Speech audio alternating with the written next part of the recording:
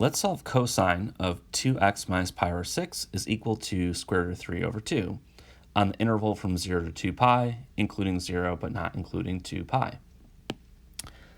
I like to change this to, well, first consider where's cosine of, I'll call it theta, is equal to root 3 over 2. So essentially what I'm doing is I'm saying this whole 2x minus pi over 6, I'm just relabeling it as theta so I have something simpler to think about. And I know from my reference angles, there are places where cosine equals root 3 over 2. So there are definitely solutions to this equation. Here I have the unit circle. So let's think about places where cosine takes on the value of root 3 over 2. From my reference angles, I know that if theta is equal to pi over 6, that is a place where cosine is equal to root 3 over 2. So that would be, maybe roughly here on the unit circle. But also, you can add on any multiple of 2 pi to this.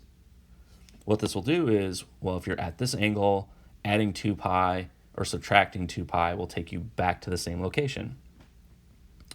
But there is another value on this unit circle not identified by this location where cosine is equal to root 3 over 2. And since cosine is the x value, it's got to be down here. So like there's this other spot. And we need to know what this angle is equal to. I think the simplest way to express this is, well, if this is going up pi over 6, then if we go in this direction, it'll be negative pi over 6. So I'm going to use negative pi over 6. I mean, you could also use, if you go around 2 pi and subtract pi over 6, this would be 11 pi over 6. That would be fine too. I'm going to leave it as this, mainly because I see there's this negative pi over 6 that appears within cosine, but both are fine. I will, of course, add 2 pi n at the end to refer to every single possible solution generated by this point. All right, so this isn't it. Our goal was to solve for all values of x, and this here is a theta. So my next step is, well, I'll replace my thetas back to the 2x minus pi over 6. I'll put that here and here. So that is, instead of theta, we have 2x minus pi over 6 is equal to pi over 6 plus 2 pi n. And likewise, instead of theta, again, 2x minus pi over 6 is equal to negative pi over 6 plus 2 pi n. I want to take both of these equations and solve them for x. This will be a two-step process. We will first add pi over 6 to both sides of the equation, and then to isolate x, I'll divide both sides by 2.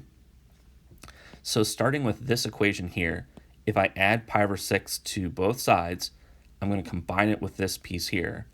So to write that out, I'm adding in pi over 6 to give us, all right, we get 2x by itself. Then we get, well, if you have a pi over 6 and a pi over 6, you have 2 pi over 6 plus 2 pi n. And if I divide, oh, this is great. If I divide both sides by 2, it'll cancel both of those 2's because this 2 would go into this denominator, canceling with that 2. And in this denominator, it'll cancel with that 2.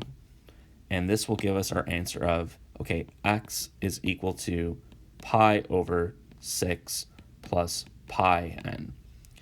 And so again, from here to here, I divided both sides by 2, canceled this 2, and that one as well. So great. This is all of the solutions in terms of x. I'll do the similar process for this equation. Now this is great. Because I used negative pi over 6 and we have negative pi over 6 here, if you add pi over 6 to both sides, it will simply cancel both of those. So that is, this cancels with this. We are left with 2x is equal to 2 pi n. It's even easier to see that, okay, if I divide both sides by 2, it's going to cancel that factor of 2, leaving us with x is equal to pi n. So these are every possible solution where, n can be equal to 0, plus or minus 1, plus or minus 2, and so on. But we're only looking for finitely many solutions, the ones that fall within this interval. So really the final step of this process is we have to use both of these equations to figure out all the angles between 0 and 2 pi for which this equation is true. So to help us visualize the solutions, I went to Desmos and graphed this equation, so cosine of 2x minus pi over 6, and here it is in red. I then also graphed root 3 over 2, which was this horizontal line, and I'm doing this because I can see the solutions. It's where these two graphs intersect, and I only care about the ones that are greater than or equal to 0, but strictly less than 2 pi. So I see a total of, if we start here, it looks like we have 1, 2, 3, 4, and it looks like there's one here, but since we're not including 2 pi, I actually don't want to include the solution exactly at this point. So what does this all mean? There's a total of 1, 2, 3, 4 solutions. What we're going to do is use these two equations to figure out what these 4 values are for x. To do this, you have to decide, well, where am I starting with my value for n? And since I'm seeing this spot here is at 0, I think letting n equal 0 makes the most logical sense. Now, I can plug this into either of these expressions. If I put 0 in place of this n, I get 0 back for x, which is clearly referring to the location of this solution. But to write it out, we have x is equal to, it's going to be pi times 0. 0 times anything is 0, and that gives us one of our solutions. I use this equation. I'll now use this one. I'll put 0 in place of this n. It's going to leave me with pi over 6, but to write it out, we have x is equal to pi over 6 plus pi times 0.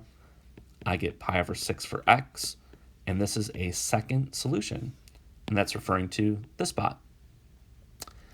I think logically it makes sense that, well, if we move over to this group of solutions, we will increase n from 0 to 1, and we'll just double check to make sure that it's talking about these 2 points.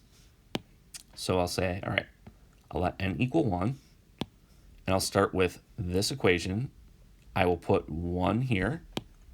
We get x is equal to pi times 1, which of course just simplifies to pi. And if I check it out, that is the x value for this solution. Great. We have 3 of them. We have 1 more to go. I'll take this equation. Again, I'll put 1 in place of n. So x is equal to, okay, that's pi over 6 plus pi times 1. Okay, we have to simplify this so it's written as 1 fraction. So we need a common denominator, and our common denominator will be 6. So in terms of how many x's that we have, well, I know the denominator will be 6. That's our common denominator. Here we have 6 pi, and really this is 1 more, and therefore that's a total of 7 pi over 6. That is definitely referring to a spot that's a little bit past pi. That's the location of this solution. These are the 4 solutions to the original equation.